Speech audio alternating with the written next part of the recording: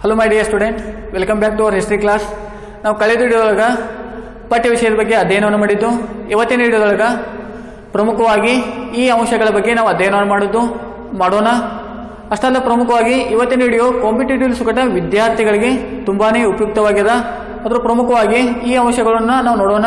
Introduction of Indian map, oceans, neighbouring countries, scope of India, geographical features of India, ಈ ಅಂಶಗಳ ಬಗ್ಗೆ ನಾವು ಇವತ್ತಿನ ವಿಡಿಯೋದೊಳಗೆ ಅಧ್ಯಯನವನ್ನು ಮಾಡೋಣ.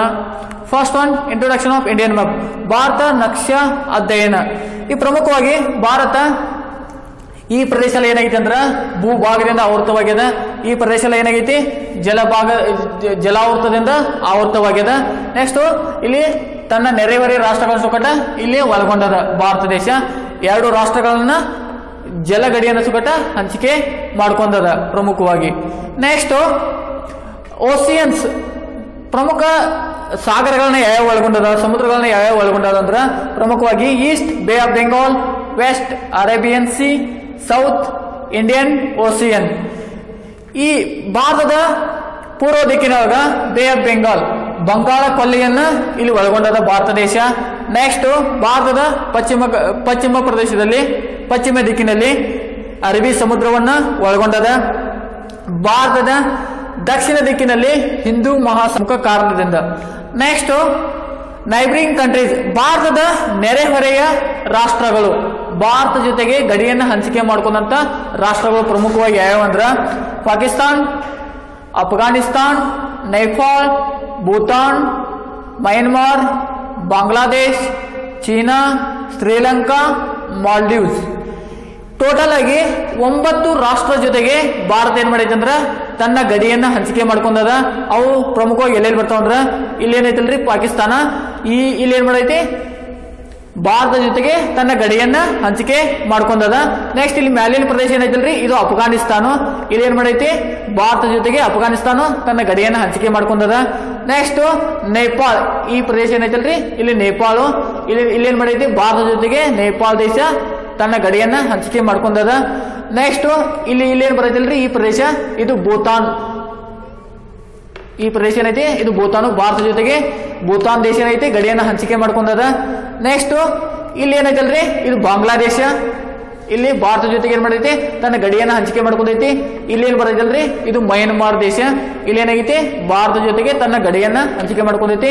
ಈ ಪ್ರದೇಶ ಏನ್ ಬರೈತಲ್ರಿ ಇಲ್ಲೆಲ್ಲ ಇದು ಚೀನಾ ದೇಶ, ಇಲ್ಲಿ ಮಾಡೈತಿ ಭಾರತ ಜೊತೆಗೆ ತನ್ನ ಗಡಿಯನ್ನ ಹಂಚಿಕೆ ಮಾಡ್ಕೊಂಡದ ಚೀನಾ ದೇಶ. ಇವೇನಾಗೈತಿ ಪ್ರಮುಖವಾಗಿ 7 ರಾಷ್ಟ್ರಗಳು ಭಾರತ ಜೊತೆಗೆ ಭೂ ಗಡಿಯನ್ನ ಹಂಚಿಕೆ ಮಾಡ್ಕೊಂಡವು. ಇನ್ನು ಉಳಿದಂತ 2 ರಾಷ್ಟ್ರಗಳು ಶ್ರೀಲಂಕಾ ಏನಾಗೈತಿ ಜಲಗಡಿಯನ್ನ ಹಂಚಿಕೆ ಮಾಡ್ಕೊಂಡದ. ನೆಕ್ಸ್ಟ್ ಇಲ್ಲಿ ಬರುವಂತ ಮಾಲ್ಡೀವ್ಸ್ ದೇಶ ಏನಾಗೈತಿ ಭಾರತ ಜೊತೆಗೆ ತನ್ನ ಗಡಿಯನ್ನ ಹಂಚಿಕೆ ಮಾಡ್ಕೊಂಡದ. ಟೋಟಲ್ ಆಗಿ 9 ರಾಷ್ಟ್ರಗಳ ಜೊತೆಗೆ ಭಾರತ ಏನ್ ಮಾಡೈತಿ ತನ್ನ ಗಡಿಯನ್ನ ಹಂಚಿಕೆ ಮಾಡ್ಕೊಂಡದ. ಕಾಂಪಿಟೇಟಿವ್ ಎಕ್ಸಾಮ್ದಾಗ ಅದು ಕೇಳ್ತಿರ್ತಾರೆ, ಭಾರತ ಒಟ್ಟು ಎಷ್ಟು ರಾಷ್ಟ್ರಗಳ ಜೊತೆಗೆ ತನ್ನ ಗಡಿಯನ್ನ ಹಂಚಿಕೊಂಡಿದೆ ಅಂತ ಕೇಳ್ತಾರೋ. ಅವಾಗ ನೀವು ಆನ್ಸರ್ ಏನ್ ಬರಿಬಹುದು, ಟೋಟಲ್ 9 ರಾಷ್ಟ್ರಗಳ ಜೊತೆಗೆ ತನ್ನ ಗಡಿಯನ್ನ ಹಂಚಿಕೆ ಮಾಡ್ಕೊಂಡದ. ಇನ್ನು ಕೆಲವೊಂದಿಷ್ಟು ಟ್ವಿಸ್ಟ್ ಮಾದರಿಯ ಕ್ವಶನ್ಗಳನ್ನ ಕೇಳ್ತಿರ್ತಾರೋ. ಅವಾಗ ಏನ್ ಕೇಳ್ತಾರಂದ್ರ ಭಾರತ ತನ್ನ ಭೂಗಡಿಯನ್ನ ಹಂಚಿಕೆ ಮಾಡ್ಕೊಂಡಂತ ರಾಷ್ಟ್ರಗಳ ಸಂಖ್ಯೆ ಎಷ್ಟು ಅಂತ ಕೇಳ್ತೈತಿ. ಅವಾಗ ನೀವು ಎಷ್ಟು ಬರಿಬಹುದು, 7 ರಾಷ್ಟ್ರಗಳ ಜೊತೆಗೆ ತನ್ನ ಭೂಗಡಿಯನ್ನ ಹಂಚಿಕೆ ಮಾಡ್ಕೊಂಡಂತ ಸಂಖ್ಯೆಯನ್ನ ಬರಿಬಹುದು. ನೆಕ್ಸ್ಟ್ ಅಷ್ಟಲ್ಲ, ಪ್ರಮುಖವಾಗಿ ಭಾರತ ತನ್ನ ಜಲಗಡಿಯನ್ನ ಹಂಚಿಕೆ ಮಾಡ್ಕೊಂಡಂತ ರಾಷ್ಟ್ರಗಳ ಸಂಖ್ಯೆ ಎಷ್ಟು ಕೇಳ್ಬೋದು, ಅವಾಗ 2 ಅಂತ ಬರಿಬಹುದು. ಅಥವಾ ಏನ್ ಕೇಳ್ಬೋದು ಅಂದ್ರ ಭಾರತ ಈ ಕೆಳಗಿನವುಗಳಲ್ಲಿ ಯಾವ ದೇಶದ ಜೊತೆಗೆ ತನ್ನ ಜಲಗಡಿಯನ್ನ ಹಂಚಿಕೆ ಮಾಡ್ಕೊಂಡದ ಕೇಳ್ಬೋದು. ಅವಾಗ ಶ್ರೀಲಂಕಾ ಅಥವಾ ಮಾಲ್ಡೀವ್ಸ್ ಒಂದು ರಾಷ್ಟ್ರವನ್ನು ಕೊಟ್ಟಿರ್ತಾರೋ, ಅಥವಾ ಇವು 2 ರಾಷ್ಟ್ರಗಳಲ್ಲಿ ಒಂದನ್ನು ಕೊಟ್ಟಿದ್ರ ಅದನ್ನ ಆನ್ಸರ್ ಆಗಿ ನೀವು ಬರಿಬಹುದು. ಈ ರೀತಿಯಾಗಿ ಕಾಂಪಿಟೇಟಿವ್ ಸುಕಟ ನೀವು ನೆನಪನ್ನ ಇಟ್ಕೋಬಹುದು. ನೆಕ್ಸ್ಟ್ ಇಲ್ಲಿ ನಾವು ಕಾಂಪಿಟೇಟಿವ್ಲಿ ಯಾವ ರೀತಿ ನೆನಪಿಟ್ಕೋಬಹುದು ಈ ರಾಷ್ಟ್ರಗಳನ್ನ, ಯಾವುದೋ ಭಾರತ ಜೊತೆಗೆ ಭೂಗಡಿಯನ್ನ ಹಂಚಿಕೆ ಮಾಡ್ಕೊಂಡಂತ ರಾಷ್ಟ್ರಗಳನ್ನ ನಾವು ಯಾವ ರೀತಿ ಕಾಂಪಿಟೇಟಿವ್ ಆಗಿ ನೆನಪನ್ನ ಇಟ್ಕೋಬಹುದು ಅನ್ನೋದನ್ನ ಒಂದು ಸಿಂಪಲ್ ಆಗಿ ನೋಡೋಣ. ಸಿ ಭೂಪಾಲನೆ ಆ ಮನೆಗೆ ಬಾ, ಇದೇನಿದು ಸಿ ಭೂಪಾಲನೆ ಆ ಮನೆಗೆ ಬಾ. ಈ ಚಿ ಭೂಪಾಲನೆ ಆ ಮನೆಗೆ ಬಾ ಅನ್ನೋದು ಏನಿದ, ಇದರ ವಿಸ್ತೃತ ರೂಪ ಏನ ಅನ್ನೋದನ್ನ ಕೆಳಗೆ ನೋಡೋಣ. ಭಾರತದೊಂದಿಗೆ ಭೂಗಡಿಯನ್ನ ಹೊಂದಿದ ದೇಶಗಳ ಸಂಖ್ಯೆ 7, ಅವುಗಳ ಹೆಸರುಗಳನ್ನ ಇಲ್ಲಿ ಕೊಟ್ಟಿದ್ದಾರೆ. ಚಿ ಅಂದ್ರ ಚೀನಾ, ಭೂ ಅಂದ್ರ ಭೂತಾನ್, ಪಾ ಅಂದ್ರ ಪಾಕಿಸ್ತಾನ್, ನೇ ಅಂದ್ರ ನೇಪಾಳ್, ಆ ಅಂದ್ರ ಅಫ್ಘಾನಿಸ್ತಾನ್, ಮ ಅಂದ್ರ ಮಯನ್ಮಾರ್, ಬಾ ಅಂದ್ರ ಬಾಂಗ್ಲಾದೇಶ್. ಈ 7 ರಾಷ್ಟ್ರಗಳನ್ನ ನಾವು ಟೋಟಲ್ ಆಗಿ ನೆನಪಿಟ್ಕೋದು ಯಾವ ರೀತಿ ಅಂದ್ರ ಚಿ ಭೂಪಾಲನೆ ಆ ಮನೆಗೆ ಬಾ. ಚಿ ಭೂಪಾಲನೆ ಆ ಮನೆಗೆ ಬಾತ. ಈ 7 ರಾಷ್ಟ್ರಗಳನ್ನ ನಾವು ಕಾಂಪಿಟೇಟಿವ್ ಆಗಿ ನೆನಪನ್ನ ಇಟ್ಕೋಬಹುದು. ನೆಕ್ಸ್ಟ್ ಇನ್ನೊಂದು ಸಿಂಪಲ್ ಆದ ಟೆಕ್ನಿಕ್ ಅದ, ಅದು ಪ್ರಮುಖವಾಗಿ ಏನಂದ್ರ BCM hostel, BSP hotel, BPR garden, BAD lodge. ಇದು ಸಿಂಪಲ್ ಆದ ಟೆಕ್ನಿಕ್. ಏನೈತೆ ಅಂದ್ರೆ BCM hostel, BSP hotel, BPR garden, BAD lodge. ಹಂಗಂದ್ರೆ ಏನ? BCM ಅಂದ್ರೆ ಏನ, BSP ಅಂದ್ರೆ ಏನ, BPR ಅಂದ್ರೆ ಏನ, BAD ಅಂದ್ರೆ ಏನ ಅನ್ನೋದನ್ನ ತಲೆ ನೋಡೋಣ. ಭಾರತ ವಿವಿಧ ದೇಶಗಳೊಂದಿಗೆ ಹೊಂದಿದ ಗಡಿ ರೇಖೆಗಳು. ಭಾರತ ಯಾವ ದೇಶಗಳ ಗಡಿ ರೇಖೆಯನ್ನು ಹೊಂದಿಲ್ಲ, ಅವಕ್ಕೆ ಏನಂತ ಕರಿತೇವೆ ಅನ್ನೋದನ್ನ ಈ ರೀತಿಯಾಗಿ ಸುಖ ನಾವು ನೆನಪಿಟ್ಕೋಬಹುದು.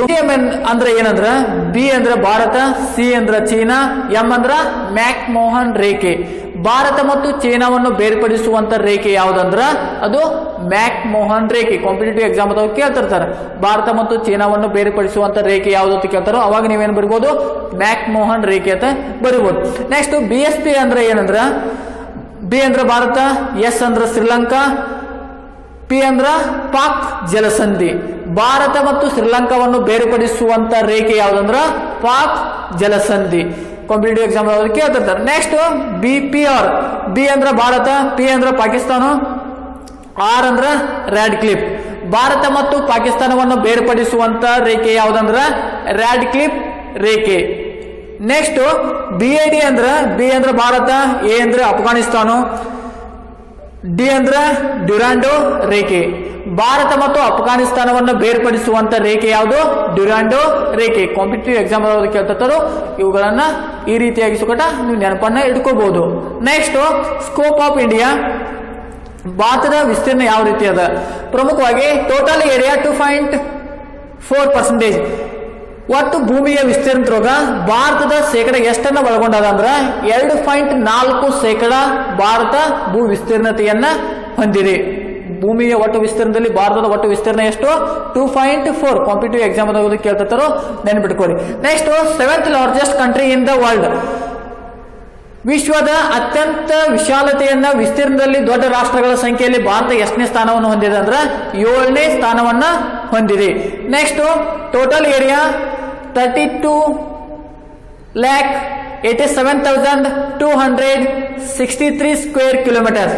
ಭಾರತ ಒಟ್ಟು ವಿಸ್ತೀರ್ಣ ಎಷ್ಟೈತೆ ಅಂದ್ರ 32,87,763 ಚದರ ಕಿಲೋಮೀಟರ್ ಭಾರತದ ಒಟ್ಟು ವಿಸ್ತೀರ್ಣ ಒಳಗೊಂಡದ. ಕಾಂಪಿಟೇಟಿವ್ ಎಕ್ಸಾಮ್ ಕೇಳ್ತಿರ್ತಾರೋ ಇದನ್ನು ಸುಕಟ ನೀವು ನೆನಪನ್ನ ಇಟ್ಕೋರಿ. Next north to south 3,200 kilometres. Bharat ಏನೈತೆ ಉತ್ತರದಿಂದ ದಕ್ಷಿಣಕ್ಕೆ ಎಷ್ಟು ಕಿಲೋಮೀಟರ್ ಉದ್ದವನ್ನು ಒಳಗೊಂಡದ ಅಂದ್ರೆ ಪ್ರಮುಖವಾಗಿ 3,200 ಕಿಲೋಮೀಟರ್ ಉದ್ದವನ್ನು ಒಳಗೊಂಡದ. ನೆಕ್ಸ್ಟ್ ಅಷ್ಟೆಲ್ಲ ಪ್ರಮುಖವಾಗಿ ಈಸ್ಟ್ ಟು ವೆಸ್ಟ್ 2,900 ಕಿಲೋಮೀಟರ್ಸ್. ಭಾರತ ಪೂರ್ವದಿಂದ ಪಶ್ಚಿಮಕ್ಕೆ ಎಷ್ಟು ಕಿಲೋಮೀಟರ್ ಉದ್ದವನ್ನು ಒಳಗೊಂಡದ ಅಂದ್ರೆ 2,900 ಕಿಲೋಮೀಟರ್ ಉದ್ದವನ್ನು ಒಳಗೊಂಡದ. ಕಾಂಪಿಟೇಟಿವ್ ಎಕ್ಸಾಮ್ ಕೇಳ್ತಿರ್ತಾರೋ ಅದನ್ನು ಸುಖ ನೆನ್ಪಿಟ್ಕೋರಿ. Next land boundary 15,200 kilometres. Total ಆಗಿ ಭಾರತ ತನ್ನ ಭೂಗಡಿಯನ್ನು ಎಷ್ಟು ಸಾವಿರ ಒಳಗೊಂಡದ ಅಂದ್ರೆ ಪ್ರಮುಖವಾಗಿ 15,200 ಕಿಲೋಮೀಟರ್ ಏನನ್ನು ಒಳಗೊಂಡದ ಅಂದ್ರೆ ತನ್ನ ಭೂಗಡಿಯನ್ನು ಒಳಗೊಂಡದ. ನೆಕ್ಸ್ಟ್ ಅಷ್ಟಲ್ಲ ಪ್ರಮುಖವಾಗಿ ವಾಟರ್ ಬೌಂಡ್ರಿ. ಇಲ್ಲಿ ಪ್ರಮುಖವಾಗಿ ಈ ಪ್ರದೇಶಕ್ಕೆ ಏನೈತಿ ತನ್ನ ಜಲಗಡಿಯನ್ನ ಸುಗಟ ಇದು ಒಳಗೊಂಡದ.